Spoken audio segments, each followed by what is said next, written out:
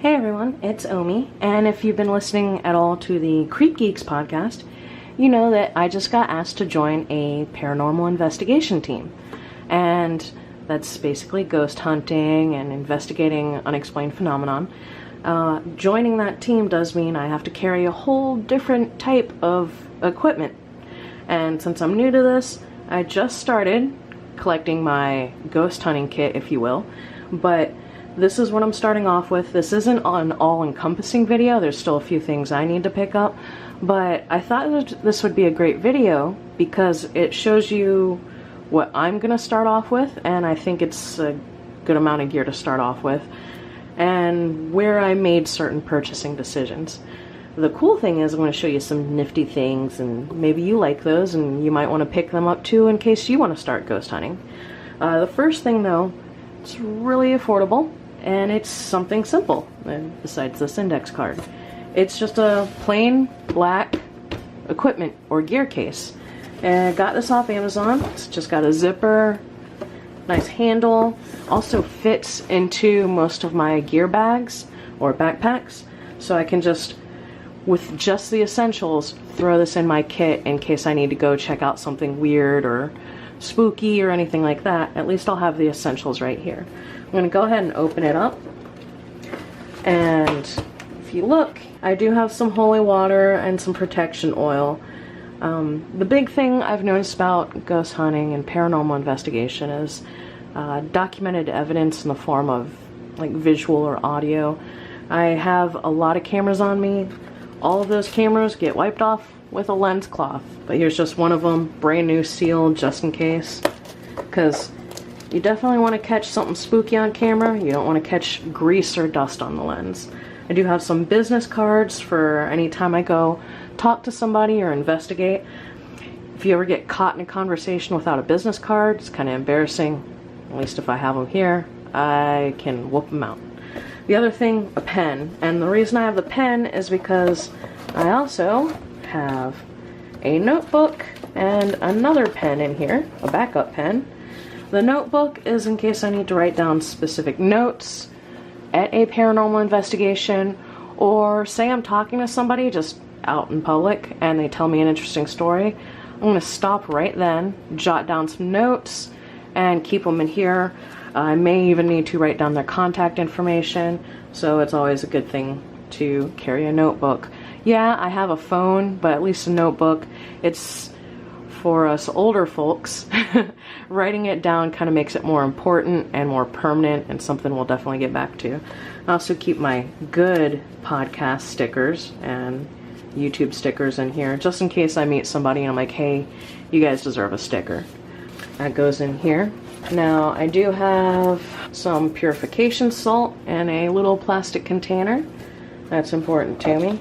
And some cascarilla powder, which I actually got from a local shop here in North Carolina called the Shop Eclectic. This is used as a protection against evil and negative influences. It's pretty common in a lot of hoodoo, voodoo, and mountain witch type traditions. So I've found if you go do an investigation on something weird, I mean, I can't say this works, but it can't do any harm either, so I keep it with me just in case. Now, one thing about ghost hunting that's important to me for exploring this weird stuff is protecting yourself, not just with, you know, maybe a can of mace in my backpack or a knife and having my phone ready in case I'm exploring a creepy place, but protecting yourself against the unknown, meaning ghosts and spirits. So with that, I go into personal tradition. This is not something you necessarily have to do, but if I look at my family history and what's important to me and what I relate to the most, these are a couple of things that protect me. I do have some old silver, 2 old silver coins, because I do come from a sailor and a Navy background, and basically my family's tied to the ocean. So those 2 pieces of silver, if you know tradition, you know why it's important. I also do have some obsidian, which nearly every culture says is used for protection. And then this is important to me. It's a stone that I polished myself. So it's from an area of New Mexico where before even, you know, man was around, This area of New Mexico is forming precious stones. I actually found this and mined this myself when I was a part of the Gem and Rock Club. It's a piece of Pedernal Peak agate, and I just loved how it was nearly a perfect triangle, so I polished it really well on one side. I left the other side kind of raw, but for me, I carry this around because if there is something out there, it's important for me to carry something around older than human spirits. I know that sounds silly, so if I carry something around that's older than ghosts and most modern religions, maybe I'll be safe. But yeah, I keep those with me just in case. And the cool thing is, again, it all zips up right in here. Oh, should probably put this back. And then here's the other side of this kit. This is foam padding, and I actually cut out some stuff. Here's my little K2 business card again. This is a cool little flashlight. It actually has regular light, flashy light, and you can't really see that, UV light. So got that on Amazon. It's actually pretty heavy too, so I like it. Works for me, plus it's portable. Some of these flashlights that you see, they're a little big and clunky, and since I'm already carrying a bunch of camera and tech gear, I don't need to carry too much stuff. This is really cool. I like it. This is one of those green grid things that you may see on certain ghost shows. Mine actually has a lock. I have to unlock it before I can turn it on. So, according to many ghost hunting groups and paranormal investigation teams, you set up this grid against a large wall, and if you notice anything moving around, the lights will disrupt. So, I don't know. I just know it's really cool. So, all that fits in here. I have some more space I can cut out. I'm not sure if I'm going to put a camera there, or since I'm still looking for things like an infrared light, if I'm going to save this space for that. But again, cool thing, zips up, and just in case I have to store any other gear in there, you know, I do have that space free. Zips up just like that, and this actually fits not only in my hiking backpack, which I don't really carry on ghost hunting trips, but I also fit it in my professional work backpack too. So moving that aside, the other things I have which are important to me, again, I am doing these ghost hunting and paranormal investigations for myself and to find my own version of the truth and what's important to me. So my gear may not be the same or what everybody else has. I do have my Canon EOS Rebel T7i. It's a great portable, lightweight DSLR camera, and it takes STM lenses, which seriously weigh like half the weight of most of those professional lenses. And it's the same quality. Photography, especially photography in weird places, is 90% skill, 10% camera. So if I can get a decent photo of a ghost with that camera, I'm gonna. The other important thing, paranormal investigations, your batteries die all the time, so try to have at least 1 or 2 backup batteries, which I do have. Backup SD cards, I've got multiples, not just because I'm shooting with the T7i, but I also have other cameras, like the camera I'm doing this video on, which is a PowerShot G9X. I can pop in a SD card, set the G9X on a table or on a small tripod, let it go, walk away from it, come back. If I find out the memory card's full, swap out the memory cards, because I've always got memory cards. The other camera, because I am carrying 3 cameras on these investigations, I have the Dji Osmo Pocket, and this is a new portable gimbal that was released I think last year. But the cool thing about this thing is it's got so many features. It is a pocket gimbal. It has AF tracking, so if you do see something spooky, it's literally just tapping the screen and it'll start to auto track. It has a bunch of different modes. That's kind of what I was trying to do. So as soon as you get into a certain mode, there you go. You have autofocus, auto track, active track is what they call it on here. And it's cool because it literally, if you watch that head, just moves around and tracks, because that's what gimbals do. So I'm bringing that little photography nerd part of myself to this ghost hunting thing. I love this thing, plus it's so lightweight. That's the other thing. I do carry it in a protective case, and because it is a gimbal, it is kind of fragile. Still not too much gear. I do have walkie-talkie. Made sure I got similar walkie-talkies to the rest of the team that I joined. That way we can all talk.